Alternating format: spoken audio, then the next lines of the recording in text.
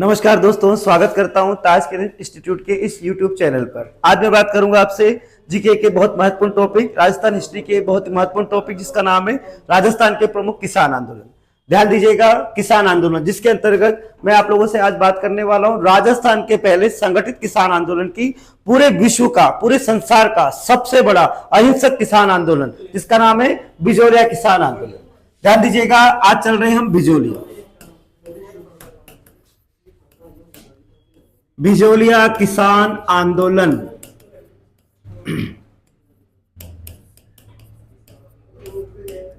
आज हम बात करेंगे बिजोलिया किसान आंदोलन की। ध्यान दीजिएगा, बिजोलिया, ये बिजोलिया क्या है? पहली बात तो ये बिजोलिया है क्या?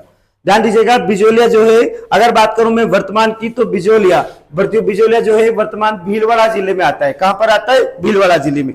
लेकिन बात की जाए कि जब ये किसान आंदोलन हुआ था तब ये किस रियासत का हिस्सा था? ध्यान दीजिएगा, बिजोलिया जो था ये मेवाड़ रियासत। बिजोलिया किस रियासत के अंतर्गत आता था? मेवाड़ रियासत। अब देखिएगा, आप लोगों ने मेवाड़ रियासत पढ़ी थी तब जाना था कि मेवाड़ रियासत में 16 बड़े ठिकाने हुआ करते थे। कितने? 16 बड़े ठिकाने हुआ करते थे, जिसमें मतलब प्रथम श्रेणी के ठिकाने हुआ करते थे। तो ये जो बिजोलिया था ये उन्हीं 16 बड़े ठिकानों में से एक ठिकाना था। तो ये मेवाड़ रियासत का प्रथम श्रेणी का ठिकाना था, अर्थात बड़ा ठिकाना था। मेवाड़ रियासत का कौन सा? प्रथम श्रेणी का ठिकाना हुआ करता था। अब ये ठिकाना था, अर्थात छोटी जागीर थी। क्या थी ये? छोटी जागीर थी, जो किसके अंतर्गत आती थी? मेवाड़ रियासत के अंतर्गत आती थी। और ये जो यहाँ पर ये जो बिजोलिया जो ठिकाना था, यहाँ पर आप देखिएगा धाकड़ जाति के किसानों की अधिकता थी। यहाँ पर कौन सी जाति के किसान अधिक थे? तो यहाँ पर धाकड़ जाति के किसानों की क्या थी? यहाँ पर अधिकता पाई जाती थी। अब ऐसे हालत में अब देखो, बिजोलिया जो है ये ऊपर माल की जागीर का महत्वपूर्ण स्थान है। कौन सा स्थान है? ऊपर माल के पठार में आता है ये। तो बिजोलिया जो है, यहाँ पर आप देखिएगा कि ये ऊपर माल की जागीर का प्रमुख स्थान है। तो यहाँ पर ये ऊपर माल क्या है? ऊपर उठा हुआ माल, यानी कि माल यानी कहेंगे उपजाऊ भूमि। माल यानी क्या है? उपजाऊ भूमि। तो ऊपर उठी हुई जो उपजाऊ भूमि वाला क्षेत्र है वो ऊपर माल कहलाता है। तो उसी के अंतर्गत ये बिजोलिया ठिकाना पड़ता था, जो मूल रूप से मेवाड़ रियासत का प्रथम श्रेणी का ठिकाना था। और यहाँ पर किस जाति किसानों की अधिकता थी? तो धाकड़ जाति किसानों की यहाँ पर अधिकता थी। अब आप देखिएगा, ये जो बिजोलिया था, ये जो बिजोलिया स्थान है, इस बिजोलिया का प्राचीन नाम जो था वो था विजयावल्ली। बिजोलिया का प्राचीन नाम क्या था? विजयावल्ली। बिजोलिया का प्राचीन नाम हुआ करता था विजयावल्ली। तो विजयावल्ली नामक स्थान, जिसे वर्तमान में हम बिजोलिया कहते हैं, तो ये विजयावल्ली हुआ करता था। और ये जो विजयावल्ली ठिकाना था, ये विजयावल्ली जो स्थान था, बिजोलिया ठिकाना था, इस बिजोलिया स्थान मतलब कौन कि बिजोलिया ठिकाने का संस्थापक, इसकी स्थापना करने वाला, बिजोलिया ठिकाने का जो संस्थापक था वो था अशोक परमार। वो कौन था? अशोक परमार था। वो कौन था? अशोक परमार राजपूत, अशोक परमार। तो बिजोलिया ठिकाने की स्थापना करने वाला जो व्यक्ति था उसका नाम था अशोक परमार। अब ये जो अशोक परमार था, इसके बारे में हमें इतिहास में बता मिलता है कि ये अशोक परमार जो था ये मूल रूप से जगनेर का रहने वाला था। मूल रूप से कहां का रहने वाला था? जगनेर जो अभी है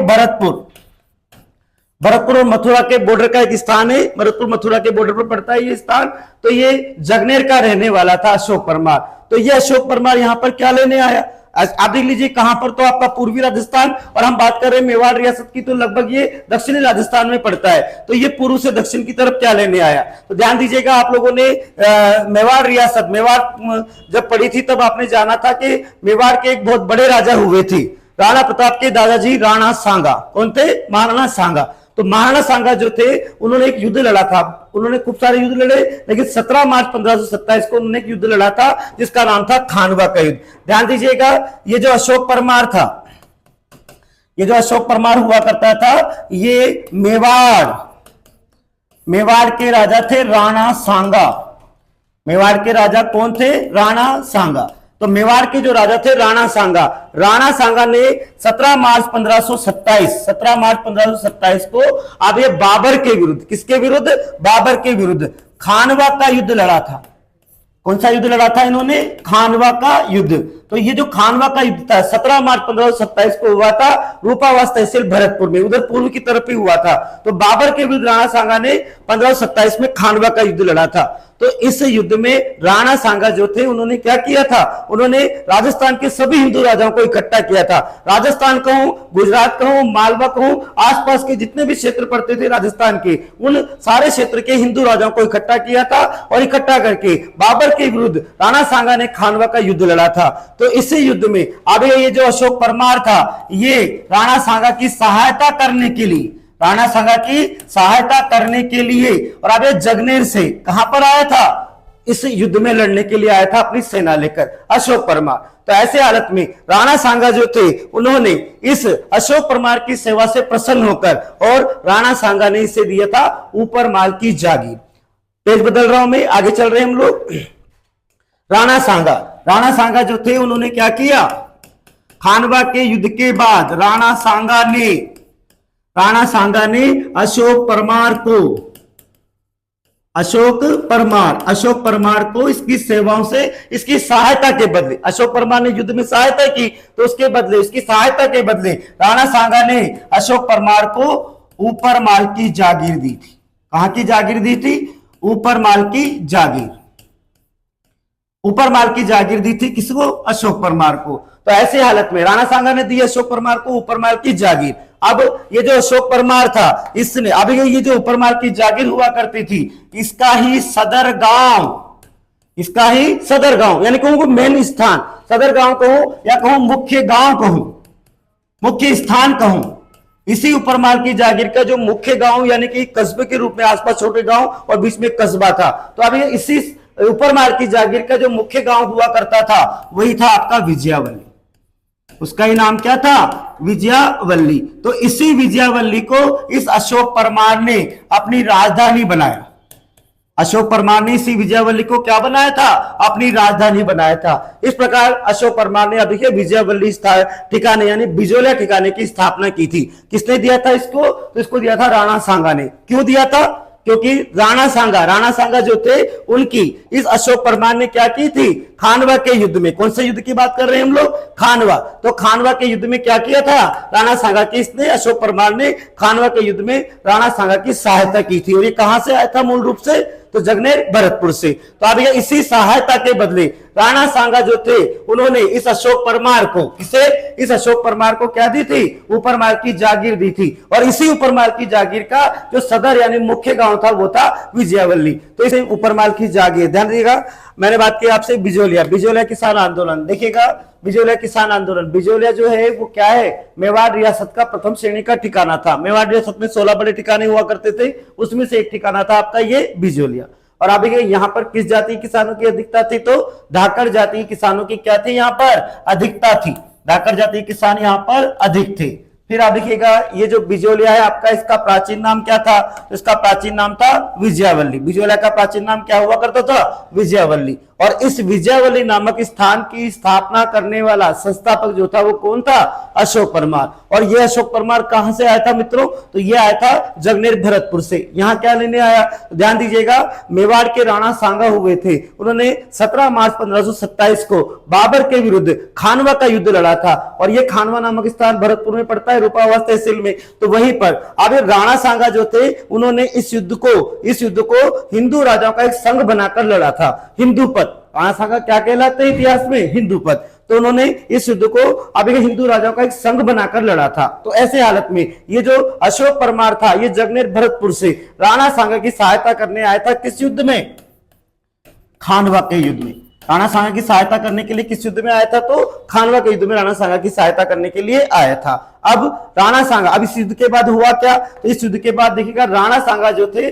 उन्होंने अशोक परमार को प्रसन्न होकर, मेवाड़ रियासत में पड़ती ऊपर माल की जागीर, बिजोलिया से बेसरोडगढ़ तक का क्षेत्र ऊपर माल का पठार, तो उस ऊपर माल की जागीर प्रदान की थी किसको, इस अशोक परमार को। अब इसी अशोक परमार, ये अशोक परमार जो था इसी ऊपर माल की जागीर का मुख्य गांव हुआ करता था सदर गांव, मुख्य गांव या सदर गांव हुआ करता था विजयावल्ली। तो इसी विजयावल्ली को अशोक परमार ने अपनी राजधानी बनाया था।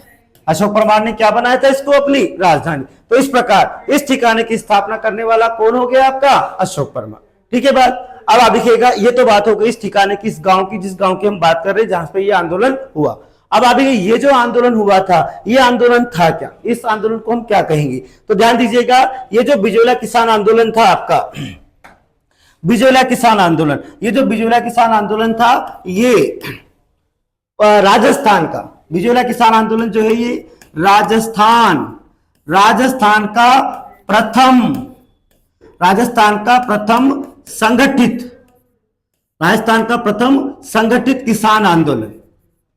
एक तो इसकी विशेषताएं क्या है कि ये राजस्थान का पहला संगठित किसान आंदोलन था, एक तो था ये राजस्थान का पहला संगठित किसान आंदोलन। इसके बाद अभी ये जो आंदोलन है आपका बिजोलिया किसान आंदोलन, ये किसान आंदोलन अभी पूरे भारत का सबसे लंबा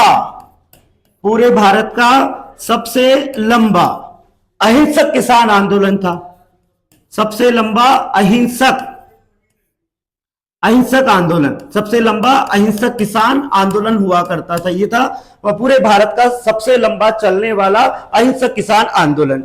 और आप देखिएगा, ये तो इसकी विशेषताएं होगी। अब बात करूं कि ये जो किसान आंदोलन था ये हुआ क्यों है, किसानों को क्या नेतागिरी करने की आवश्यकता पड़ गई। अब देखिएगा, वे लोग खेती करते हैं, खेती करने वाले किसान को बिल्कुल समय नहीं रहता, लेकिन यहां पर आंदोलन हुए तो अवश्य किसानों ने की, तो ये किसान जो थे इनको कैसी ऐसी क्या आफत आ पड़ी कि इनको आंदोलन करने पड़े, ऐसी क्या आफत आ पड़ी थी कि इनको क्या करने पड़े, आंदोलन करने पड़े। तो अभी क्या इसी क्रम में हुआ ये था कि जो बिजोलिया था, यहाँ के किसानों से, बिजोलिया के किसानों से,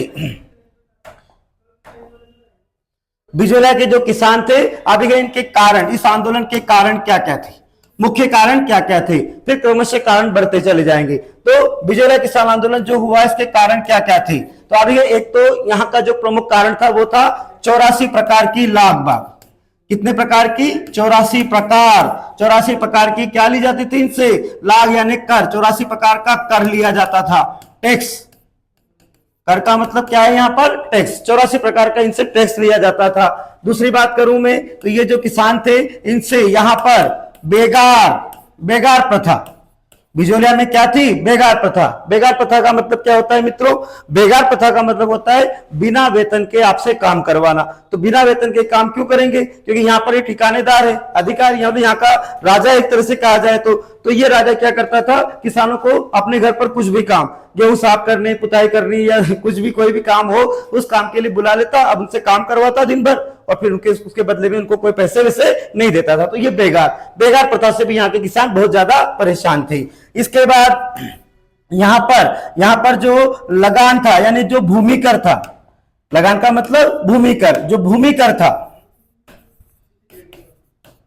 भूमिकर जो था वो अधिक था, भूमिकर जो था वो क्या था? अधिक था। मतलब एक तरह से कहूं कि अधिक भू राजस्व, भूमिकर क्या था? अधिक था, यानी भू राजस्व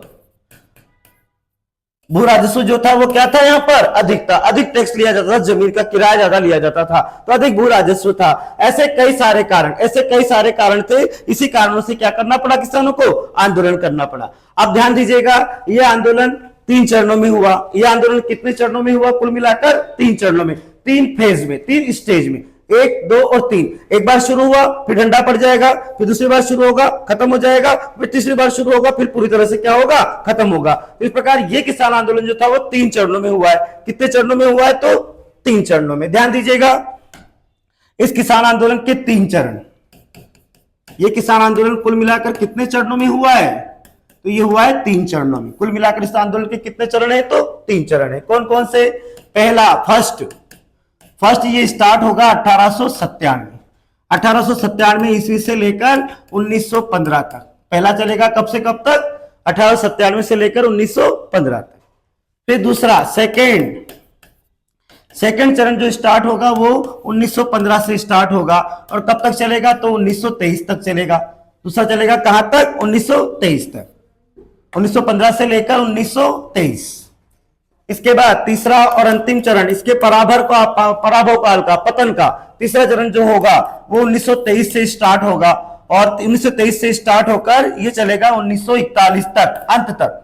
कब तक चलेगा? 1941। तो अभी ये जो किसान आंदोलन है कुल मिलाकर 3 चरणों में हुआ है, और कहां से लेकर 1897 से लेकर 1941 तक। तो ये जो किसान आंदोलन था ये कुल मिलाकर कितने वर्षों तक चला? 44 वर्षों। ये किसान आंदोलन कितने वर्षों तक चला है? तो 44 वर्षों तक चलने वाला। तो ऐसे हालत में ये पूरे भारत का सबसे लंबा, आप अगर इसको कहें कि पूरे विश्व का, पूरे संसार का सबसे लंबा चलने वाला अहिंसक किसान आंदोलन, किसी भी व्यक्ति का खून यहां पर नहीं निकला, किसी भी प्रकार की कोई हिंसा यहां पर नहीं हुई। तो ये पूरे भारत का सबसे लंबा चलने वाला अहिंसक किसान आंदोलन था, जो कुल मिलाकर कितने चरणों में? 3 चरणों में हुआ था। अब आप देखिएगा यहां पर मैं आपको इससे भी दो भागों में इसको पूरा करूंगा। तो मैं आज बात करूंगा इसके पहले चरण की। ध्यान दीजिएगा, कहानी शुरू करती, कहानी शुरू होती है कैसे? आप देख रहे हैं कि यहां का संस्थापक कौन है? अशोक परमार। बिजोला ठिकाने का संस्थापक कौन था? तो ये था मित्रों कौन? अशोक परमार। आपको बताया, अभी मैंने पूरी कहानी बताई। अशोक परमार जगनेर भरतपुर से आया था खानवा के युद्ध में राणा सांगा की सहायता करने के लिए, और उसने, राणा सांगा ने इसको ऊपरमाल की जागीर दी थी। तो उसी ऊपरमाल की जागीर का मुख्य गांव जो हुआ करता था ये बिजोलिया था। तो उसकी स्थापना किसने की थी? अशोक परमार। तो अब आप जानते हैं कि ये यहाँ का पहला ठिकानेदार है। अब इसकी मृत्यु के बाद इसके बेटे, फिर उसके बेटे, फिर उसके बेटे, तो क्रमशः इसी क्रम में राजतंत्र चलता है। तो अशोक परमार के वंशज, अशोक परमार के वंशजों में एक वंशज का नाम मिलता है हमको, अशोक परमार के वंशजों में अभी एक हुआ था जिसका नाम था गोविंदराव। एक ठिकानेदार हुआ था, इसका नाम था गोविंदराव।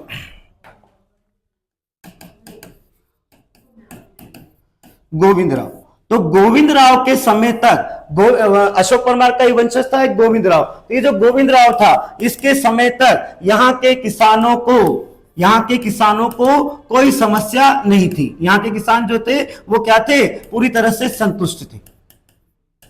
गोविंदराव के, जब गोविंदराव यहाँ का ठिकानेदार था उस समय तक किसानों को यहाँ पर कोई समस्या नहीं थी। जितना टैक्स, वो उचित टैक्स था वो लिया करता था, और यहाँ पर किसान बड़ी आसान, मतलब यहाँ के जो किसान थे एक तो मेहनती थे, बहुत मेहनत करने वाले आदर्शवादी किसान थे। और यहाँ के जो राजा हुए गोविंदराव तक के जितने भी ठिकानेदार हुए सारे आपस में मिलजुल कर काम किया करते थे। लेकिन इस गोविंदराव, ये जो गोविंदराव था, इस गोविंदराव की मृत्यु हुई थी 1894, 1894 में गोविंदराव की मृत्यु हुई थी। इसकी हुई थी मृत्यु। तो इसकी मृत्यु के बाद, गोविंदराव की मृत्यु के बाद यहां का ठिकानेदार बना था, नया ठिकानेदार बना था कृष्ण सिंह। गोविंदराव की मृत्यु के बाद अभी का बिजोलिया का जो ठिकानेदार बना था वो कौन बना था? तो वो बना था आपका कृष्ण सिंह। कृष्ण सिंह। तो गोविंदराव की मृत्यु होगी 1894 में, और इसके बाद यहाँ का ठिकानेदार कौन बनाए? तो कृष्ण सिंह बनाए। अब ये जो कृष्ण सिंह था, इस कृष्ण सिंह को अभी आप किशन सिंह भी कहते हैं। घबराना मत, एक ही नाम है, कृष्ण सिंह या किशन सिंह। तो ये जो किशन सिंह था ये बड़ा अत्याचारी किस्म का आदमी था। ये बड़ा, मतलब क्योंकि अमरीशपुरी टाइप का व्यक्ति था। तो गोविंदराव तक तो यहाँ के किसान संतुष्ट थे, इनको कोई समस्या नहीं थी। लेकिन जब उसकी मृत्यु हो गई, और उसकी मृत्यु के बाद यहाँ का नया ठिकानेदार बना था कौन? कृष्ण सिंह। तो ये जो कृष्ण सिंह था, इसने ठिकानेदार बनने के बाद यहाँ के किसानों के ऊपर 84 प्रकार की, कितने प्रकार की? 84 प्रकार की लाग बाग लगा दी थी। क्या लगा दी थी? 84 प्रकार की लाग और बाग, यानी लाग यानी तो लगान, टैक्स, और बाग यानी बेगार। तो 84 प्रकार की लाग बाग लगा दी थी। तो इसी 84 प्रकार की लाग बाग के कारण किसान जो थे वो असंतुष्ट थे। किसानों में क्या आ गया? असंतोष आ गया। किसानों में क्या आ गया था? एक तरह से किसान असंतुष्ट हो गए, किसानों में असंतोष आ गया। लेकिन अब देखिए किसान बेचारे क्या कर सकते हैं? वो तो अपना काम करते हैं, सुबह जल्दी उठकर खेतों में जाना, दिन भर काम करना, फिर रात को रखवाली करना। ऐसे हालत में किसानों के पास समय भी नहीं होता था, और किसानों में असंतुष्ट था। किसान जो थे वो असंतुष्ट हो गए, किसके कारण? कृष्ण सिंह के द्वारा कितने प्रकार की लाग बाग लगा दी गई? 84 प्रकार। अब ये 84 प्रकार की जो लाग बाग थी, इसमें कई प्रकार की लाग बाग, ऐसी लाग बाग जिसको मतलब हम कहें, हम बड़ा अचरज करेंगे कि ऐसी लाग बाग यहाँ पर इन्होंने लगा रखी थी। तो 84 प्रकार की लाग बाग लगा दी थी। इसी कारण किसानों में क्या हो गए थे? किसान असंतुष्ट थे। यहाँ के किसानों में असंतुष्ट जागा। अब हुआ क्या? हुआ ऐसा कि आप देखिएगा, मैं स्टार्ट कर रहा हूं इसका प्रथम चरण। भाई समस्याएं तो इनके कहां से स्टार्ट हो गई? 1894 से स्टार्ट हो गई। ध्यान दीजिए, समस्याएं तो कहां से स्टार्ट हो गई? 1894 गोविंदराव की मृत्यु के बाद। गोविंदराव की मृत्यु के बाद जो नया ठिकानेदार बना वो कौन बना? कृष्ण सिंह। और इसने बनते ही क्या किया? 84 प्रकार की लाग बाग लगा दी। तो यहां से समस्या शुरू हो गई। तो समस्या तो शुरू हो गई कहां से? 1894 से। लेकिन अभी किसमें गए? किसान जो थे वो असंतुष्ट थे। लेकिन आप देख रहे हैं कि किसानों के पास समय नहीं है, तो उनको समय भी नहीं मिल रहा था और मौका भी नहीं मिल रहा था, तो सब अपने अपने हिसाब से विरोध प्रकट कर रहे थे। अब हुआ ऐसा, प्रथम चरण में यहां पर स्टार्ट कर रहा हूं आपका प्रथम चरण 1897 ईस्वी से लेकर 1915 तक, पहला चरण, प्रथम चरण स्टार्ट कर रहा हूं। तो ऐसे हालत में आप देखिए हुआ क्या था, कैसे कहानी शुरू होती है। कहानी शुरू होती है एक गांव से, गिरधरपुरा गांव। बिजोला ठिकाने में एक गांव पड़ता था, इसका नाम था गिरधरपुरा। गिरधरपुरा गांव, एक गिरधरपुरा गांव था। तो इस गिरधरपुरा गांव के किसान थे जिनका नाम था गंगाराम धाकड़। गिरधरपुरा गांव के किसान थे जिनका नाम क्या था? तो इनका नाम था गंगाराम धाकड़। गंगाराम धाकड़। तो गंगाराम धाकड़ जो थे एक प्रतिष्ठित किसान थे। तो इनके पिताजी का, गंगाराम धाकड़ के पिताजी का मृत्यु भोज आयोजित हुआ था। समझते हैं आप मृत्यु भोज? मृत्यु भोज क्या होता है? मृत्यु भोज, मृत्यु के बाद, मृत्यु के 12वें दिन। अब ये नुक्ता समझते हैं ना, हाड़ौती में कहते हैं नुक्ता, राजस्थान में कहते हैं ओसर, मोसर या जोसर। तो ओसर मोसर हुआ था, मृत्यु भोज हुआ था। तो ऐसे हालत में, और ये कब की घटना है? तो ये घटना है 1897 की, 1897 ईस्वी।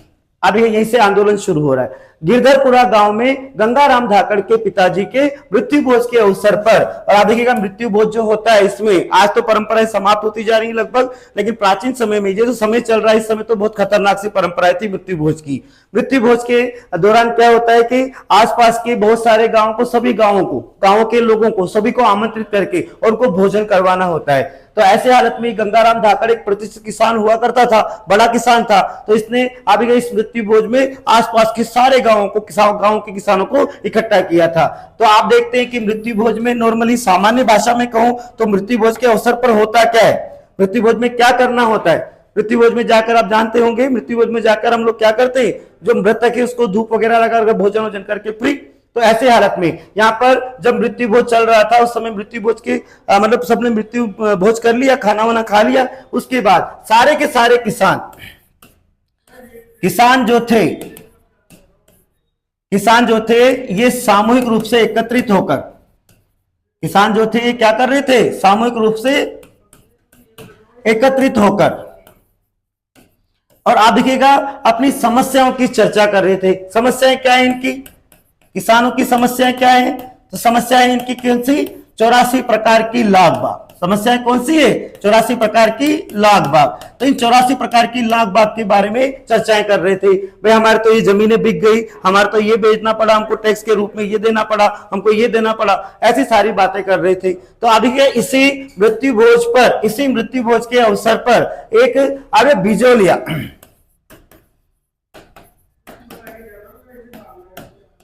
बिजोलिया का पुस्तकालय था, लाइब्रेरी। बिजोलिया का क्या था? पुस्तकालय। इस पुस्तकालय के जो अधिकारी थे, पुस्तकालय अध्यक्ष जो थे वो थे साधु सीताराम दास। पुस्तकालय के अध्यक्ष कौन थे? तो साधु सीताराम दास। तो पुस्तकालय में काम करते थे साधु सीताराम दास, जो कहां का पुस्तकालय है? बिजोलिया का।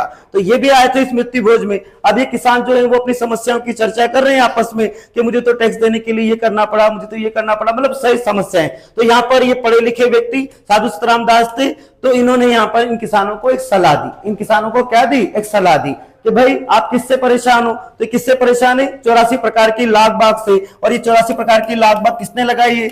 नए ठिकानेदार कृष्ण सिंह ने। गोविंदराव के बाद जो ठिकानेदार बना था कृष्ण सिंह, उसने लगाई थी कितने प्रकार की लाग बाग? 84 प्रकार की लाग बाग। तो इस कृष्ण सिंह से परेशान थे, इस 84 प्रकार की लाग बाग से इनकी समस्याएं थी, बहुत बड़ी समस्या थी। तो साधु सीताराम दास ने इनसे कहा कि आपकी समस्या ये 84 प्रकार की लाग बाग है, और ये किसने लगाई है? कि कृष्ण सिंह ने लगाई है। तो ये साधु सीताराम दास के कहने पर, साधु सीताराम दास की सलाह पर, साधु सीताराम दास की क्या दी इन्होंने? इनको एडवाइस दी, सलाह दी। कि इनकी सलाह पर इन्होंने कहा कि भाई आप किशन सिंह से परेशान हो तो आप, ये तो छोटा मोटा अधिकारी है, बड़े राजा के मेन राजा कौन है, तो मेवाड़ महाराणा है। मेन राजा कौन है, मेवाड़ महाराणा। तो इन्होंने सलाह दी कि आप इस किशन सिंह की शिकायत करो। किससे करो, मेवाड़ महाराणा से। मेवाड़ महाराणा से क्या करें, हम शिकायत करें। किसकी शिकायत करेंगे, इस किशन सिंह की। किसकी शिकायत करनी मित्रों, इस किशन सिंह की शिकायत करनी है कि भाई ये बहुत ज्यादा टैक्स ले रहा है, इस प्रकार का टैक्स ले रहा है, हमारे पास कुछ भी नहीं बचता है, हम खाने के लिए मोहताज हो रहे। तो ये सारी समस्याओं को आप किसको बताएंगे, मेवाड़ महाराणा को बताएंगे। और मेवाड़ महाराणा जो थे इस समय पर, मेवाड़ महाराणा जो थे उस समय पर थे फतेह सिंह। मेवाड़ महाराणा जो थे वो कौन थे, फतेह सिंह थे। तो अभी शिकायत की सलाह दी। साधु सीताराम दास ने गिरजापुरा गांव में गंगाराम धाकड़ के पिताजी के मृत्यु भोज के अवसर पर एकत्रित किसानों को आगे का सलाह दी कि आप लोग तो कहां जाएं, मेवाड़ महाराणा फतेह सिंह के पास शिकायत करने जाएं। किसकी शिकायत करनी है, तो ये शिकायत करनी है कृष्ण सिंह की, क्योंकि इसने कितने प्रकार की लागबग लगा रखी है, 84 प्रकार की। तो ऐसे हालत में आगे साधु सीताराम दास की सलाह पर किसानों ने सामूहिक रूप से एकत्रित होकर दो नौजवान थे जिनका नाम था नानजी पटेल और ठाकरे पटेल। मैं पीछे की तरफ ले रहा हूं, इनका नाम था, एक का नाम तो था नानजी पटेल और एक थे इनके साथ इनके मित्र ठाकरे पटेल।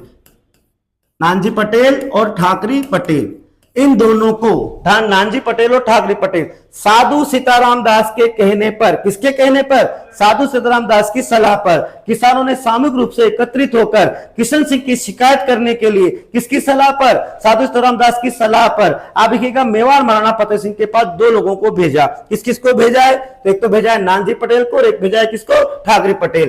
तो ये दोनों की दोनों मेवाड़ महाराणा, ये दोनों मेवाड़ महाराणा कौन थे, अभी पीछे बताया था, फतेह सिंह। मेवाड़ महाराणा के पास क्या करने गए, शिकायत करने के लिए। कहां गए, उदयपुर गए। कहां पर गए, उदयपुर। इस समय मेवाड़ की राजधानी उदयपुर हुआ करती थी, तो उदयपुर गए। अब इन दोनों की शिकायत सुनी राणा जी ने। शिकायत सुनी किसने, मेवाड़ महाराणा ने शिकायत सुनी। इनकी मतलब इनकी करुण, विक्टर से करुण पुकार, दीनता, इनकी बिल्कुल दीनहीन हालत देखकर मेवाड़ महाराणा जो थे उन्होंने एक बहुत ही समझदार व्यक्ति जिसका नाम था हामिद हुसैन, मेवाड़ महाराणा ने राजस्व अधिकारी, मेवाड़ महाराणा थे आपके कौन, फतेह सिंह। तो फतेह सिंह जो थे उन्होंने, इस समय मेवाड़ के जो राजस्व अधिकारी हुआ करते थे उनका नाम था हामिद हुसैन। क्या नाम था उनका, हामिद हुसैन। तो मेवाड़ महाराणा ने नानजी पटेल और ठाकरे पटेल के माध्यम से बिजोलिया के किसानों की समस्या को सुनकर मेवाड़ महाराणा फतेह सिंह ने राजस्व अधिकारी हामिद हुसैन को बिजोलिया भेजा। हामिद हुसैन को कहां भेजा, बिजोलिया भेजा। तो हामिद हुसैन आ गए कहां पर, बिजोलिया। अब ये आ गए यहां पर बिजोलिया, और बिजोलिया आकर इस हामिद हुसैन ने क्या किया, तो इन्होंने जांच की। किसकी जांच की है, टैक्स की जांच की, कर की जांच की। किसकी जांच की है, कर, टैक्स की जांच की, भाई किस किस प्रकार के टैक्स ले रहा है। तो इस हामिद हुसैन ने बताया कि यहाँ पर जो टैक्स लिए जा रहे हैं वो अनुचित टैक्स है। तो इसने जांच करने के बाद हामिद हुसैन जो था इसने अपनी रिपोर्ट भी तैयार कर ली। इसने क्या किया, अपनी रिपोर्ट बना ली। और रिपोर्ट, ये जांच करने के बाद रिपोर्ट बनाई, तो ये जो रिपोर्ट थी, इस रिपोर्ट में इसने किसानों का पक्ष लिया। कृष्ण सिंह, गलती किसकी बताई इसने, मतलब सारा दोष किसका बताया उसने, कृष्ण सिंह ने बताया, कृष्ण सिंह का। इसने अपनी रिपोर्ट में किसकी गलती बताई, कृष्ण सिंह की गलती बताई। दोष सारा किसका बताया, कृष्ण सिंह का। तो इस हामिद हुसैन ने एक तरह से किसका पक्ष लिया है, इसने किसानों के पक्ष में अपनी रिपोर्ट बनाई थी।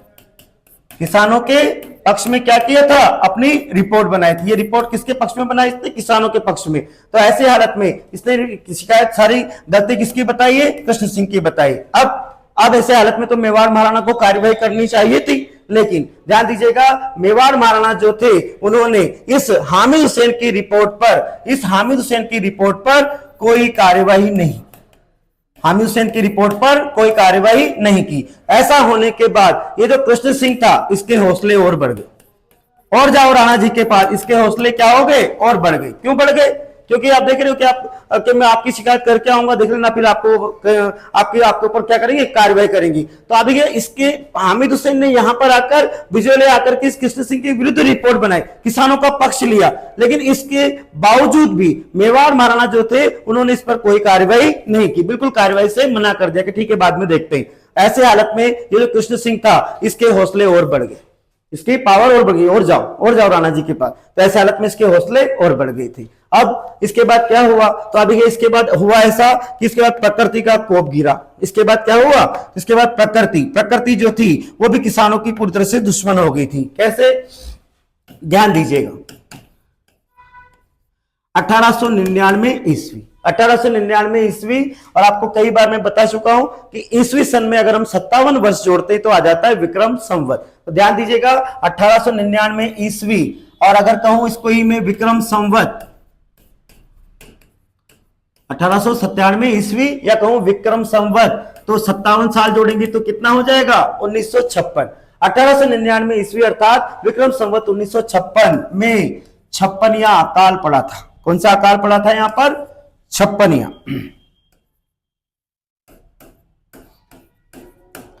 छप्पनिया अकाल, और इसको छप्पनिया अकाल क्यों कहते हैं, क्योंकि ये विक्रम संवत 1956 में पड़ा है। ध्यान दीजिएगा, जब आप ईस्वी सन में 57 वर्ष जोड़ देंगे तो क्या आ जाएगा, विक्रम संवत। तो 1899 प्लस 57 साल जोड़ेंगे तो विक्रम संवत कितना हो गया, 1956। तो 1956 में पड़ा था छप्पनिया अकाल। तो इस अकाल के समय आप देखिएगा, बताइएगा किसानों की स्थिति अच्छी होनी है कि और बिगड़ जानी, बताइए क्या होना है, क्योंकि जमीन का जो किराया है वो तो बराबर चल रहा है आपका, लेकिन आपके पास जो जमीन है, राजा की जो जमीन है, जिसके पट्टे आपके पास है, उस पर आप बिना पानी के या बिना वर्षा के आप किस प्रकार से खेती कर पाएंगे, तो असंभव सी बात थी। तो आप देखिए इससे क्या हुआ, किसानों की स्थिति, किसान जो थे उनकी स्थिति और दयनीय हो गई, बहुत बुरी हालत हो, किसानों की स्थिति क्या हो गई, इससे बहुत ज्यादा कमजोर हो गई। तो इस समय जो कृष्ण सिंह था, किसानों की स्थिति खराब हो गई। तो ऐसी हालत में कृष्ण सिंह जो था उसने इन लोगों को थोड़ी सहायता की थी। कृष्ण सिंह जो था उसने अकाल के समय यहाँ के किसानों की क्या की थी, थोड़ी बहुत सहायता की थी। भाई इसके पास गेहूं नहीं है, जिसके पास अनाज नहीं है खाने का, तो थोड़ा बहुत अनाज दे दिया, थोड़ा बहुत काम दे दिया। इस तरीके से कृष्ण सिंह ने थोड़ी सी सहायता यहाँ पर की थी, लेकिन अभी इसने टैक्स में किसी भी प्रकार की कोई रियायत नहीं दी। अब इसके बाद ध्यान दीजिएगा, इसके बाद क्या हुआ, तो इसके बाद कृष्ण सिंह जो था, जैसे अकाल का समय खत्म हुआ, अकाल का समय खत्म होने के पश्चात हुआ ऐसा कि ये जो किशन सिंह था आपका, इसने 1903 ईस्वी में, समय था कौन सा, 1903 ईस्वी में एक नया कर लगा दिया, चौरी कर। बहुत इंपॉर्टेंट क्वेश्चन, ध्यान दीजिएगा। 1903 में कृष्ण सिंह जो था उसने कौन सा कर लगा दिया था, चौरी कर, चौरी नामक एक नया कर लगा दिया था। अब ध्यान दीजिएगा, ये चौरी क्या होती है, चौरी कर था क्या, तो ध्यान दीजिएगा, हम जब भी शादी होती है, विवाह होता है, तो एक मंडप बनाया जाता है। क्या बनाया जाता है, एक मंडप बनाया जाता है, और जिस मंडप में मतलब कहूं कि यज्ञ हवन जलाते, अग्नि जलाते, और फिर उसके चारों तरफ जो दूल्हा दुल्हन फेरे लेते हैं, 7 फेरे लेते हैं, उस स्थान को कहते हैं चौरी। तो ये चौरी कहां बनेगी, बताइए कहां बनेगी, लड़के के घर में बनेगी कि लड़की के घर में बनेगी, तो लड़के के घर में। ध्यान दीजिएगा, चौरी कर क्या था, तो चौरी कर जो था, इसके बदले इसमें यह था कि अगर आप बिजोला का कोई भी व्यक्ति अपनी पुत्री का क्या करेगा, विवाह करेगा, अर्थात क्या बनाएगा, अपने घर में चौरी बनाएगा। चौरी कब बनेगी आपके घर में, जब आपकी पुत्री की शादी होगी, बहन बेटियों की शादी होगी। तो ऐसे हालत में यहाँ का जो किसान है, अगर वो अपनी पुत्री का क्या करता है, विवाह करता है, तो विवाह के अवसर पर उसे ठिकाने में, कौन सा ठिकाना चल रहा है, बिजोलिया ठिकाना, तो इस ठिकाने में उसको क्या करना पड़ेगा, 5 रुपए।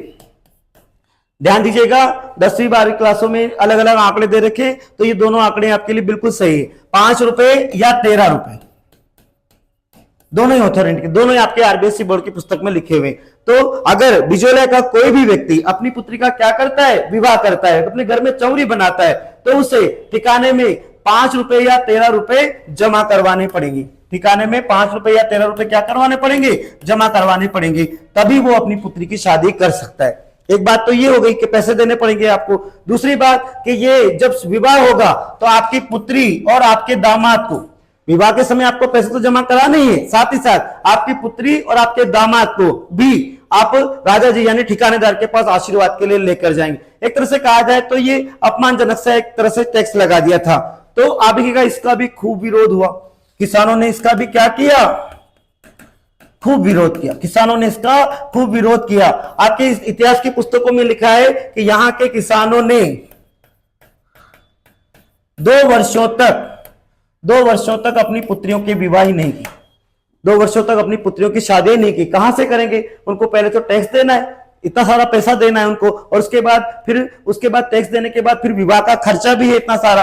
तो 2 वर्षों तक यहाँ के किसी भी किसान, किसी भी व्यक्ति ने शादियां नहीं की। अपनी शादी लायक लगभग 200 लड़कियों को, शादी लायक लगभग 200 लड़कियों को वो राणा किशन, मतलब कहो कि यहाँ के ठिकानेदार किशन सिंह के पास सामने ले गए कि राणा जी हम इनका क्या करें। तो अभी क्या राणा जी ने कहा कि कुछ भी करो, इनको बेचो, फेंको, मारो, कूटो, कुछ भी करो, लेकिन अगर आप विवाह करते तो आपको क्या करना है, आपको ठिकाने में पैसे जमा करवाने ही पड़ेंगे, नहीं तो आप शादी नहीं कर सकते। तो ऐसे हालत में इसका खूब विरोध हुआ और किसानों ने देखिएगा इसका एक तरह से कहूं तो मूक विरोध किया, क्योंकि ठिकानेदार सुनने को तैयार ही नहीं था। तो ऐसी हालत में आप देखिएगा ये इसका मूक विरोध चलता रहा। इसके बाद क्या हुआ तो देखिएगा समय परिवर्तन हुआ। समय परिवर्तन के साथ टाइम आ गया 1906 का, समय आ गया कौन सा, 1906। 1906 में ये जो किशन सिंह था, 1906 में ये जो आपका कृष्ण सिंह था यहाँ का ठिकानेदार, ये जो कृष्ण सिंह था, इस कृष्ण सिंह की निसंतान मृत्यु हुई। कैसे मृत्यु हुई इसकी, निसंतान मृत्यु हो गई। इसके कोई बेटा बेटी नहीं था, मर गया इसको।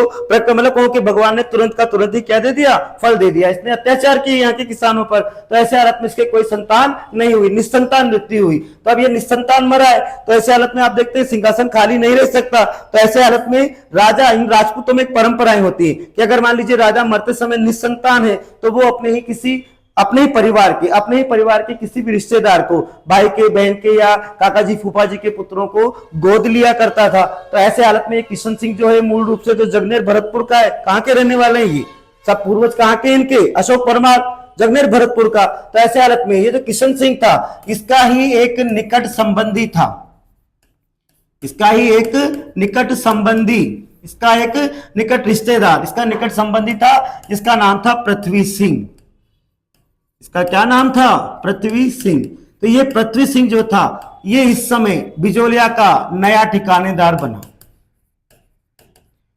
बिजोलिया का क्या बना, नया ठिकानेदार बना। ध्यान रखना किशन सिंह तो निसंतान मरा था, तो इसके कोई बेटा बेटी था ही नहीं। तो ऐसे हालत में इसका जो निकट संबंधी था ये भरतपुर से आया था पृथ्वी सिंह। तो ये पृथ्वी सिंह जो था वो यहाँ का नया ठिकानेदार बना। तो अब आगे यहाँ पर नए ठिकानेदार जिनका क्या नाम है, तो पृथ्वी सिंह। अब यह पृथ्वी सिंह यहाँ पर इसका राज तिलक होगा, इस पृथ्वी सिंह का क्या होगा, राज तिलक होना है। तो अब ये ठिकानों में परंपराएं होती थी। क्या परंपराएं होती थी, परंपराएं ये होती थी कि आप देख रहे हैं कि ये ठिकाना जो है मूल रूप से मेवाड़ रियासत, मूल रियासत अलग है, मेवाड़ मतलब मूल रूप से क्या है, तो मेवाड़ के अंतर्गत आता है। तो मेवाड़ के जो राजा होंगे उन राजा को यहाँ का ठिकानेदार, जो भी नया ठिकानेदार बनेगा वो उनको निश्चित धनराशि या कहो कि कुछ उपहार, कुछ गिफ्ट भेजेगा, तभी जाकर मेवाड़ के राजा होंगे वो उसको क्या करेंगे, यहाँ का ठिकानेदार मतलब कहो कि स्वीकार करेंगे, हाँ तू कर, तू राज कर। तो ऐसे हालत में इसका राज तिलक होना है, तो इसको आप देखिएगा टैक्स देना होता है। राज तिलक के रूप में इसको मेवाड़ महाराणा को क्या भेजना है, तलवार बंधाई कर भेजना है।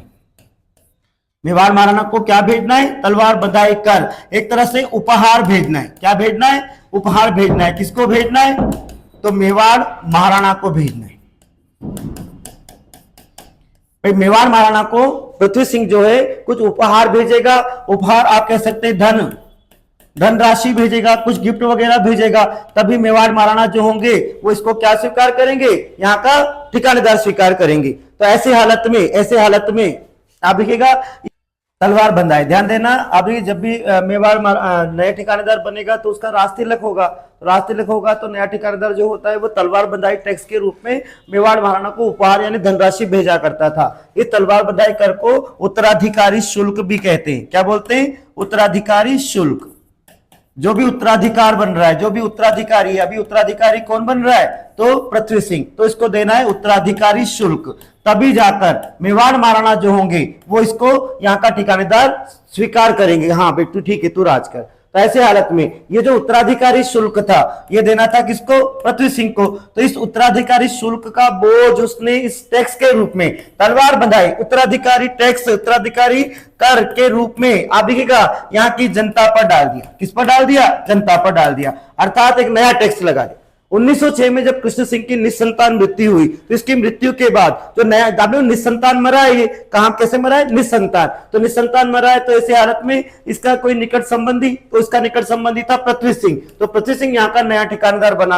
अब ये ठिकानेदार बना तो इसको इसका राज तिलक होना है, राज्याभिषेक होना है, तो ऐसे हालत में इस पृथ्वी सिंह को मेवाड़ महाराणा को क्या भेजना है, उपहार भेजना है, गिफ्ट भेजना है, धनराशि भेजनी है। तो इस धनराशि का बोझ इसने क्या किया, तलवार बंधाई कर के रूप में, उत्तराधिकारी शुल्क के रूप में जनता पर डाल दिया। तो ऐसे हालत में आप देखोगे कि ये भी किसानों को परेशान करने वाला टैक्स आया था। भाई आप राजा जी बन रहे हो तो आप दो टैक्स, हम क्यों दे, ये आप बन रहे हो राजा जी, तो ऐसे हालत में टैक्स कौन देगा, आप खुद दे। तो ऐसे हालत में इस टैक्स का भी क्या हुआ, किसानों ने बहुत विरोध किया।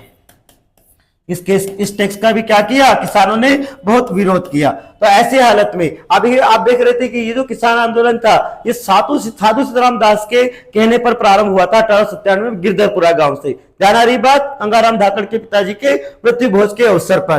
तो जब ये किसानों ने इसका विरोध किया, और विरोध करने में पहले नेतागिरी ज्यादा से होगी, मतलब जो लीडर है उनके पीछे पीछे किसान चल रहे, तो अभी ऐसे हालत में यहां पर जो स्थानीय नेता थे, यहां पर जो स्थानीय नेता कौन कौन थे, तो अभी स्थानीय नेता में एक तो थे फतेहकरण चारण, एक थे यहां पर ब्रह्मदेव, एक कौन थे, ब्रह्मदेव, और एक थे यहां पर प्रेमचंद भील, एक कौन थे, प्रेमचंद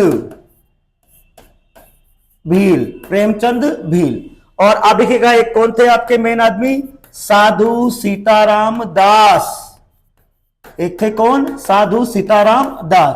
तो ये तो तलवार बंधाई टैक्स लगाया था किसने, पृथ्वी सिंह ने, राजा बनते ही 1906 की घटना आई, 1906 में लगाया ये टैक्स। तो उपहार भेजने के लिए जनता पर टैक्स डाल दिया, तलवार बंधाई टैक्स, जिसको हम उत्तराधिकारी शुल्क कहेंगे। तो किसानों ने स्थानीय नेता फतेहकरण, ब्रह्मदेव, प्रेमचंद भील और साधु सीताराम दास के नेतृत्व में अभी इस आंदोलन इसका क्या किया था, विरोध किया था। तो विरोध करने पर अभी का किस को, एक तो फतेहकरण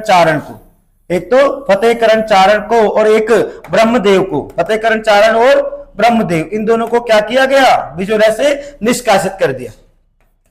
फतेहकरण चारण और ब्रह्मदेव को पृथ्वी सिंह ने क्या किया, बिजोला से निष्कासित कर दिया।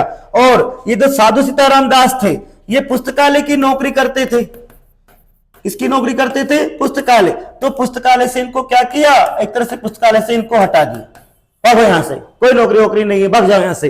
तो साधु सीताराम दास को पुस्तकालय की नौकरी से भी इन्होंने कार्य मुक्त कर दिया, और फतेहकरण और ब्रह्मदेव को भी यहां से इन्होंने क्या किया, निष्कासित कर दिया। तो ऐसे हालत में ये जो किसान इन नेताओं के नेतृत्व में आंदोलन कर रहे थे, एक तरह से बिना नेता के ये आंदोलन क्या पड़ गया, एक तरह से शिथिल पड़ गया, ठंडा पड़ गया। अब हुआ क्या, इसके बाद ध्यान दीजिएगा, इसके बाद हुआ ऐसा कि 1914 का समय आया, 1914 के समय 1914 में इस पृथ्वी सिंह की भी मृत्यु हो गई भाई। 1914 में इस पृथ्वी सिंह की क्या हो गई, इसकी मृत्यु हो गई। तो 1914 में जो नया ठिकानेदार बना था 1906 में पृथ्वी सिंह, किशन सिंह का निकट संबंधी, इस पृथ्वी सिंह की भी क्या हो गई, मृत्यु हो गई। तो इसकी मृत्यु के बाद इसका पुत्र जो नाबालिग था, अल्पवयस्क था, एक तरह से कहे तो अल्पवयस्क था, अल्पवयस्क पुत्र जिसका नाम था केसरी सिंह, अल्पवयस्क पुत्र था, इसका नाम था केसरी सिंह। तो ये केसरी सिंह बना यहां का नया ठिकानेदार, केसरी सिंह यहां का क्या बना, नया ठिकानेदार बना। तो आप देखिएगा ऐसे हालत में नया ठिकानेदार बन गया कौन? केसरी सिंह। अब ये क्या था? अल्पवयस्क था। अल्पवयस्क का मतलब क्या हो गया? एक तरह से नाबालिग था ये। तो इसी कारण इस केसरी सिंह के समय का जो शासन था, मतलब कहूं बिजोलिया का शासन, केसरी सिंह का जो शासन था उसे मेवाड़ महाराणा ने, बिजोलिया का जो शासन था उसे मेवाड़ महाराणा ने अपने हाथों में ले लिया। मेवाड़ महाराणा ने क्या किया? इसको अपने हाथों में लिया सीधा। अब मेवाड़, यहां बिजोलिया ठिकाने पर जो शासन हो रहा है वो किसके द्वारा हो रहा है? सीधा मेवाड़ महाराणा के द्वारा हो रहा है। क्यों हो रहा है? क्योंकि ये जो केसरी सिंह था, पृथ्वी सिंह का अल्पवयस्क पुत्र केसरी सिंह यहाँ का नया ठिकानेदार बना। इसी कारण बिजोलिया का जो शासन था वो सीधे मेवाड़ महाराणा ने अपने हाथों में ले लिया था, कोर्ट ऑफ वार्स बनाकर। क्या बनाकर? Court of wars. Court of wars के हाथों में चला गया। और ये कोर्ट ऑफ वार्स जो था इसको आप देखिएगा इन्होंने सौंप दिया था अमर सिंह। प्रशासक कोर्ट ऑफ वार्स का अध्यक्ष किसको बनाया? प्रशासक किसको बनाया था? तो बनाया था अमर सिंह को। किसको बनाया था? अमर सिंह को बनाया। अब आप देखिएगा कि यहां पर केसरी सिंह की जगह केसरी सिंह का जो प्रशासन है वो किसके हाथों में है? अमर सिंह के हाथों में। मेवाड़ महाराणा ने अपना प्रशासक भेज दिया है जिसका नाम है अमर सिंह। तो अमर सिंह यहां पर क्या कर रहा है? शासन कर रहा है। पर आप देखिएगा ये इतनी सारी प्रक्रिया यहां पर हो गई, इतना सारा कार्यक्रम यहां पर हो गया, यहां का शासन मेवाड़ महाराणा के हाथों में चला गया। फिर भी मेवाड़ महाराणा जो थे उन्होंने यहां के किसानों को कोई छूट नहीं दी थी, टैक्स में किसी भी प्रकार की छूट नहीं दी। राणा जी चाहते तो इस समय क्या करते? इनको थोड़े बहुत टैक्स में छूट दे सकते थे, पर राणा जी ने इस समय पर इनको कोई छूट नहीं दी। और इसी ऐसे चलते चलते अब ये जो प्रथम चरण था आपका, क्योंकि यहां पर नेतागिरी भी नहीं बची, नेता भी सारे निकाल दिए गए यहां से और उनको भी शांत कर दिया गया। और जो ठिकानेदार था वो तो छोटा सा था और उसका शासन कौन चला रहा था? मेवाड़ महाराणा सीधे चला रहे थे कोर्ट ऑफ वार्स के माध्यम से। प्रशासक बनाया था किसको? अमर सिंह। तो यहां पर तो कुछ हो ही नहीं रहा था, सारा काम अमर सिंह देख रहा था या मेवाड़ महाराणा देख रहे थे। तो ये जो प्रथम चरण था वो आधेगा यहाँ पर एक तरह से मैं कहूं नेतृत्व विहीन होकर, कोई नेताजी नहीं बचे। तो ये प्रथम चरण जो था वो यहां पर क्या हो गया था? एक तरह से समाप्त हो गया। एक तरह से क्या हो गया? धीरे धीरे समाप्त हो गया। तो ये पहला चरण बिजोलिया किसान आंदोलन का पहला चरण में जिसकी चर्चा कर रहा था आपसे। ध्यान दीजिएगा, बिजोलिया किसान आंदोलन जो है, देखिएगा मैं आपको प्रारंभ से वापस रिपीट करा देता हूं। बिजोलिया किसान आंदोलन,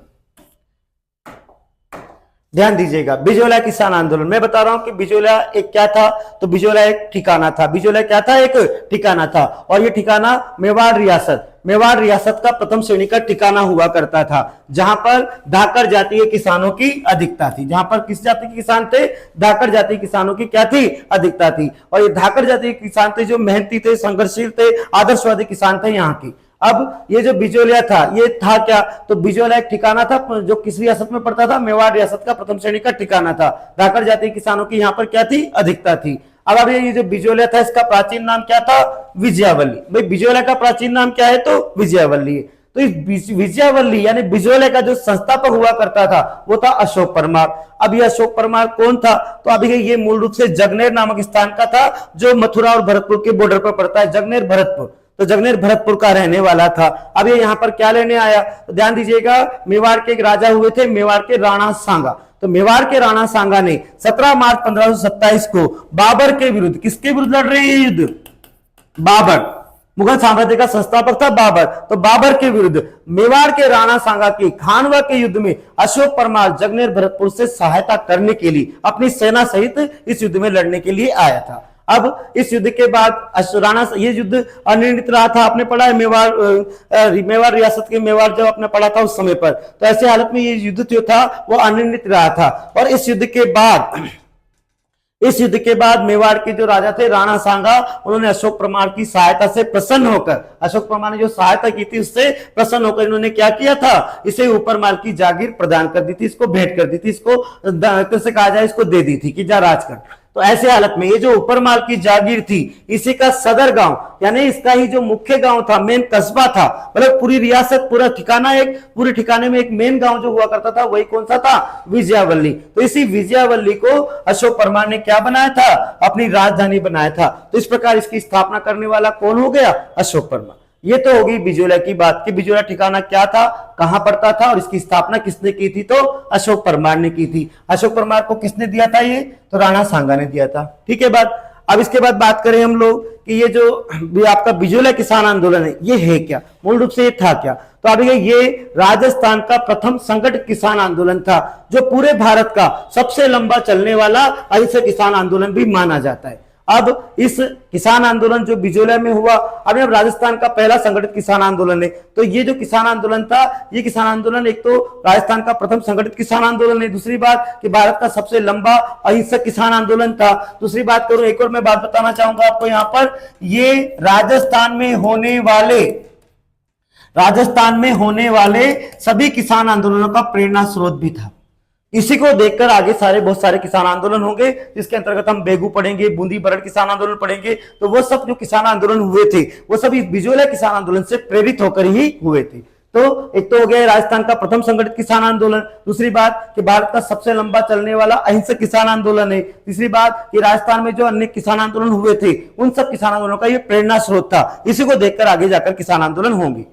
अब बात करें कि यहाँ पर ये जो आंदोलन हुआ इसके कारण क्या क्या थे, तो एक तो थे यहाँ पर 84 प्रकार के लाख बाग टैक्स लगा रखे थे यहाँ के ठिकानेदार ने। दूसरी बात यहाँ पर बेगार प्रथा थी, बिना वेतन के काम करवाने वाली परंपराएं थी यहाँ पर। तीसरी बात यहाँ पर जो भूमि कर था वो बहुत अधिक था, अधिक भू राजस्व लिया जाता था। अच्छा, एक और बात मैं यहाँ पर बताना चाहूंगा, यहाँ पर लाटा कूटा पद्धति थी। लाटा कूटा पद्धति, टैक्स से वसूल करने की कौन सी पद्धति थी, लाटा कूटा पद्धति थी। लाटा कूटा क्या होता है, तो लाटा यानी आप देखते हैं ना फसल को काट कर अब आप लाटा यानी लेटा देते हैं, तो बंडल बांधने पड़ते हैं उनके, तो लाटा यानी कि आपने फसल को काट के रख दिया। अब वहां पर आएगा आपके ठिकानेदार का अधिकारी आएगा, ठिकानेदार का जो मुंशी होगा वो आएगा आपके खेत में और आकर देखेगा और देखेगा, हिसाब लगाएगा कि भाई ये कितना। कूटा यानी अंदाजन, अनुमानित कर। कुंता यानी क्या है, अनुमानित कर। एक तरह से लाटा कुंटा पद्धति यानी कि वो जो ठिकानेदार का अधिकारी वो आपके खेत में आपने फसल काट के रख रखी, अब वो फसल को देखेगा कि भाई तेरे खेत में 2 बीघा 5 बीघा जमीन है, तो ऐसे हालत में 100 बोरी गेहूं है। कितना है, 100 बोरी। अब उसने आइडिया लगा दिया 100 बोरी है। आप बोलोगे 100 बोरी कहाँ है, अरे कि तू पढ़ा लिखा है कि मैं पढ़ा लिखा हूं, तो वो बोलेगा भाई आप पढ़े लिखे हो, आप ज्यादा जानते हो। भाई ठीक है 100 बोरी है, तो ठीक है 100 बोरी है, तो 100 बोरी का आपको मुझे 87% घर पे टैक्स दे देना। तो अब हुआ ऐसा कि उसने तो लाटा कूटा कर लिया था, यानी अनुमान लगाया था। अब हुआ ऐसा कि किसान ने उसमें से बीज निकलवाया, उसको साफ करवाया, तो मान लीजिए कि वहां पर 80 या 90 बोरी निकला। अब उसको देना तो कितना है, आधा देना है, यानी 50 बोरी देना है। तो ऐसे हालत में आप देखिएगा ये लाटा कूटा पद्धति जो थी ये भी एक तरह से अनुमानित कर, ये क्या है, एक तरह से अनुमानित कर था। तो ऐसे हालत में ये जो थे, इस अनुमानित कर से भी किसानों को क्या होता था, बहुत बड़ा नुकसान होता था। तो वो कहते थे कि भाई आप तो नाप तोड़ के ले लो यार, जो भी जितना भी निकले वो नाप तोड़ के आपका टैक्स ले जाओ। लेकिन यहां पर लगा रखा था इन्होंने लाटा कुंटा पद्धति यानी अनुमानित कर, ये लिया करते थे। तो ये बहुत सारे कारण हो गए, एक तो 84 प्रकार की लाख बाग हो गई, एक बेगार प्रथा हो गई यहाँ पर, एक यहाँ पर भू राजस्व जो था वो अधिक था, और एक क्या थी यहाँ पर लाटा कुंटा पद्धति थी, यानी अनुमानित कर यहाँ पर लिया जाता था आइडिया लगाकर, और ज्यादा से ज्यादा वसूलने की कोशिश करता था। तो ये अनुमानित कर भी इनको परेशान कर रहा था। अब आप देखिएगा हुआ क्या कि ये जो किसान आंदोलन था ये कुल मिलाकर 3 चरणों में हुआ। प्रथम चरण कब से स्टार्ट होगा, तो 1897 से लेकर 1915 तक। दूसरा चलेगा 1915 से लेकर 1922-23 तक। तीसरा चलेगा 1923 तक, इसके अंत तक, लास्ट तक 1941। तो कुल मिलाकर ये कितने समय तक चला है, 44 वर्षों तक। 1897 से लेकर 1941 कितने साल हो गए, 44 साल। इतना लंबा भारत का कोई सा भी अहिंसक किसान आंदोलन नहीं रहा। अब आप देखिएगा इसका पहला चरण, प्रथम चरण, ध्यान दीजिएगा। यहां पर अशोक परमार पहला ठिकानेदार हुआ, तो यहां पर उसकी मृत्यु के बाद उसके वंशज राजा बनेंगे। तो इसी के वंशजों में एक नाम मिलता है हमको गोविंद राव का। यहाँ का ठिकानेदार हुआ करता था गोविंद राव। तो इसकी मृत्यु तक किसानों जो थे वो संतुष्ट थे, मतलब गोविंद राव जब राज कर रहा था यहाँ के किसानों को कोई समस्या नहीं थी, वो आराम से अपना खुशहाली भरा जीवन जी रहे थे। लेकिन इस गोविंद राव की जो थी वो मृत्यु हो गई थी 1894। अब इसकी मृत्यु के बाद नया ठिकानेदार बनेगा, तो वो बना था नया ठिकानेदार कौन, कृष्ण सिंह, जिसको हम किशन सिंह भी कहते हैं। तो ये कृष्ण सिंह या किशन सिंह जो था, इसने ठिकानेदार बनते ही यहाँ के किसानों से कितने प्रकार की, 84 प्रकार की लाख बाग लेने लग गया। 84 प्रकार की लाख बाग लेने लग गया।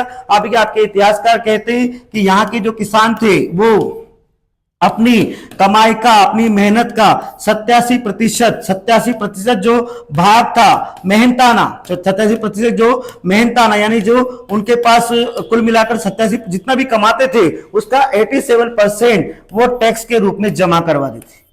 मात्र उनके पास कितना बचता था? 13%। कितना भी कमाओ आप, उसका 87% आपसे टैक्स ले लेता था। तो अब ये 84 प्रकार की लाग बाग के रूप में वो 87% से टैक्स ले लेता था। तो अब इससे किसानों में क्या हुआ था? असंतोष। किसान जो थे वो बहुत ज्यादा असंतुष्ट हो गए थे इस कृष्ण सिंह की वजह से। अब हुआ क्या? तो हुआ ऐसा, प्रथम चरण स्टार्ट होगा। समस्या तो 1894 से चल रही है, गोविंद राव की मृत्यु के बाद से शुरू हो गई, जब से कृष्ण सिंह यहाँ का ठिकानेदार बना। लेकिन इनको मौका नहीं मिल रहा था, संतुष्ट तो थे लेकिन मौका नहीं मिल रहा। मौका कब मिला इनको? प्रथम चरण स्टार्ट हो रहा है 1897 से। तो गिरधरपुरा गांव, 1897 में गिरधरपुरा गांव के किसान थे गंगाराम धाकड़। उनके पिताजी का मृत्यु भोज हुआ था। तो ये गंगाराम धाकड़ एक बड़ा किसान था। तो ऐसे हालत में इसके पिताजी की मृत्यु भोज के अवसर पर अब ये यहाँ के एक तरह से कहूं धाकड़ जाति का है, तो धाकड़ जाति के किसान यहाँ पर अधिक रहते हैं। तो धाकड़ जाति के सारे किसान, आसपास के गाँव के 20 गाँव के जो किसान थे वो एक तरह से कहा जाए तो इस मृत्यु भोज के अवसर पर यहाँ पर एकत्रित हुए थे। अब मृत्यु भोज के समय भोजन वोजन करने के बाद सारे किसान इकट्ठे होकर पटेलाएं कर रहे हैं, अपनी अपनी समस्याओं की बात कर रहे हैं। क्या कर रहे हैं? अपनी अपनी समस्याओं की। किसान सामूहिक रूप से एकत्रित होकर यहाँ पर क्या कर रहे हैं? अपनी समस्या क्या है इनकी? 84 प्रकार की लाग बाग के बारे में चर्चाएं कर रहे। तो अभी देखिएगा बिजोलिया में एक पुस्तकालय था। इस पुस्तकालय के जो अधिकारी थे, इस पुस्तकालय के जो अध्यक्ष थे, पुस्तकालय अध्यक्ष जो थे वो थे साधु सीताराम दास। उनका भी यहाँ पर आना हुआ था। तो अब वो क्या कर रहे थे? यहाँ के किसान सारी बातें कर रहे थे। तब साधु सीताराम दास जो थे उन्होंने इनको सलाह दी। इनको क्या दी? सलाह दी कि आप लोग अगर आप इस किशन सिंह के इतने 84 प्रकार के टैक्स से क्या हो, परेशान हो, तो आप सब लोग क्या करो, इस किशन सिंह की बड़े अधिकारी, मतलब इससे ऊपर वाले राजा, वो कौन है? तो मेवाड़ महाराणा। मेवाड़ महाराणा थे इस समय पे कौन? फतेह सिंह। तो फतेह सिंह से क्या करो, आप इस किशन सिंह की शिकायत करो। किसने सलाह दी है? साधु सीताराम दास ने। तो साधु सीताराम दास के कहने पर, इनकी सलाह पर मेवाड़ महाराणा के पास किसानों ने 2 नवयुवकों को, मेवाड़ महाराणा कौन थे इस समय पर? फतेह सिंह को इस कृष्ण सिंह की शिकायत के लिए भेजा। और ये 2 नवयुवक कौन कौन थे? तो ये थे एक तो नानजी पटेल और एक थे आपके ठाकरे पटेल। ये दोनों गए मेवाड़ महाराणा फतेह सिंह के पास उदयपुर शिकायत करने। राणा जी ने इनकी शिकायत सुनी। इनकी दीनहीन हालत देख करके इन्होंने मेवाड़ के जो राजस्व अधिकारी हुआ करते थे इस समय पर, हामिद हुसैन, इस हामिद हुसैन को इन्होंने बिजोलिया भेजा। अब हामिद हुसैन आ गया बिजोलिया, और बिजोलिया आकर इसने इस टैक्सों की जांच की। क्या कि इसने जांच की, और ये जांच करने के बाद इसने अपनी रिपोर्ट तैयार की। तो इन्होंने, इस हामिद हुसैन ने क्या किया, इस रिपोर्ट में किसानों का पक्ष लिया। इसका पक्ष लिया, किसानों का। और इस किशन सिंह के विरुद्ध सारा दोष किसका बताया? इस किशन सिंह का बताया, और इसके विरुद्ध इसने रिपोर्ट बनाई। लेकिन इस रिपोर्ट पर मेवाड़ महाराणा ने कोई कार्रवाई नहीं की। तो किशन सिंह के हौसले और बढ़ गए, और जाओ राणा जी के पास और टाइम खराब करो अपना। तो ऐसे हालत में किशन सिंह के हौसले बढ़ गए, इस पर कोई प्रभाव नहीं पड़ा। फिर क्या हुआ? फिर ऐसा हुआ, ध्यान दीजिएगा, 1899 ईस्वी अर्थात विक्रम संवत 1956। ध्यान देना, ईस्वी सन में जब आप 57 साल जोड़ देते हैं तो कितना आ जाएगा? विक्रम संवत आ जाएगा। तो ऐसे हालत में 1899 में 57 साल जोड़ेंगे तो विक्रम संवत कितना हो गया? 1956। विक्रम संवत 1956 में पड़ा था 56वां अकाल। तो अकाल के टाइम आप देख लीजिए किसानों की स्थिति कैसे हो जानी है, और खराब हो गई। किसानों की स्थिति बहुत ज्यादा कमजोर हो गई थी। तो इतिहासकार कहते हैं कि उस समय पर कृष्ण सिंह ने यहाँ के किसानों की थोड़ी बहुत सहायता की, उनको काम आदि दिया, उनको थोड़ा बहुत अनाज आदि इसने दे दिया था।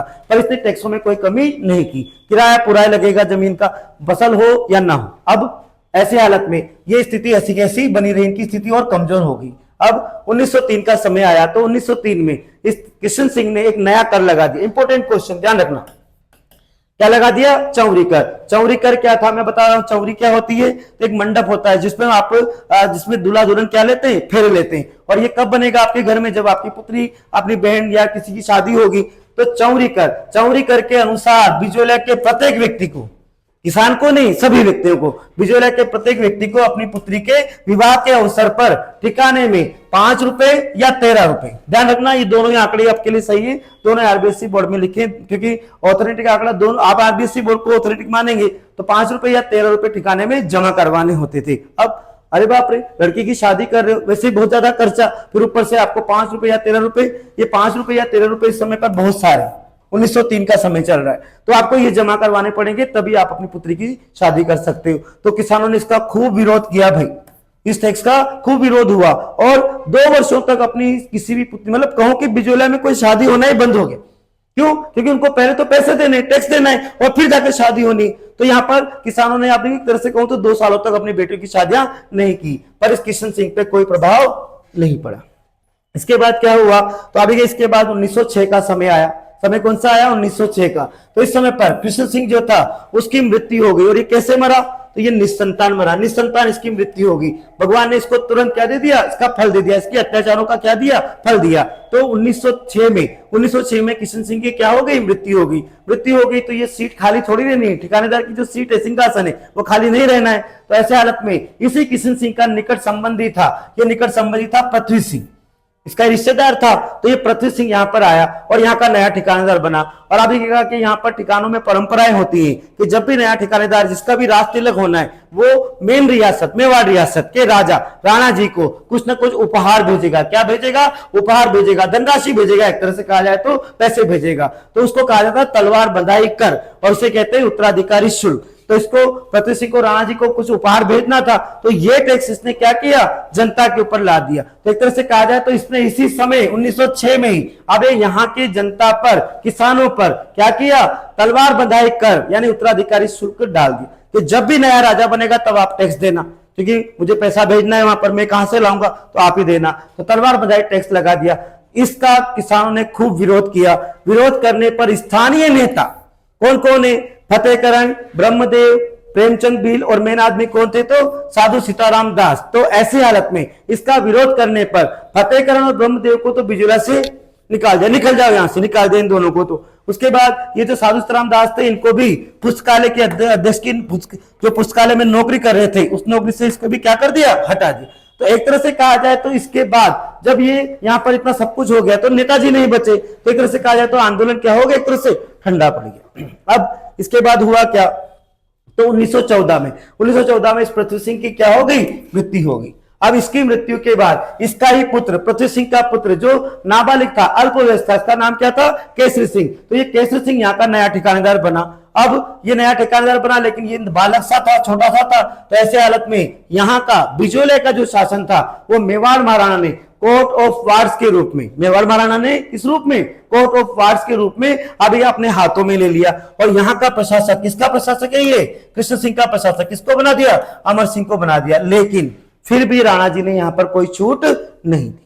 इस प्रकार आप देख रहे थे कि इस आंदोलन का पहला चरण यहाँ पर क्या हो गया था? एक तरह से ठंडा पड़ गया, शिथिल हो गया। तो इस तरह से आंदोलन क्या हो गया? यहाँ पर समाप्त हो गया। अब इसके बाद इसका दूसरा चरण स्टार्ट होगा, द्वितीय चरण 1915 से 1923 तक। तो वो जो दूसरा चरण है वो इस किसान आंदोलन का बहुत ही महत्वपूर्ण चरण है। वो इस किसान आंदोलन का क्या है? बहुत ही महत्वपूर्ण चरण है 1915 से लेकर 1923 तक। क्योंकि अभी तक तो इस किसान आंदोलन से आप देख रहे हैं केवल स्थानीय लोग, स्थानीय नेता जुड़े हुए थे। लेकिन जब आप देख रहे हैं दूसरा चरण स्टार्ट होगा तो दूसरे चरण में आप देखिएगा बाहर के बड़े बड़े लीडर, बड़े बड़े नेता, क्योंकि राष्ट्रीय नेता, पूरे देश को संचालित करने वाले लीडर जो इस टाइम पर थे, वो इस लीडर इससे आंदोलन से जुड़ेंगे और इस आंदोलन से एक बहुत बड़े बड़े व्यक्ति जुड़ेंगे। तो वो जो दूसरा चरण है वो आपके लिए बहुत ही महत्वपूर्ण है। उसकी चर्चा करूंगा मैं नेक्स्ट क्लास में। तो ये आपका इस किसान आंदोलन का पहला चरण था। धन्यवाद। आगे हम बात करेंगे कल।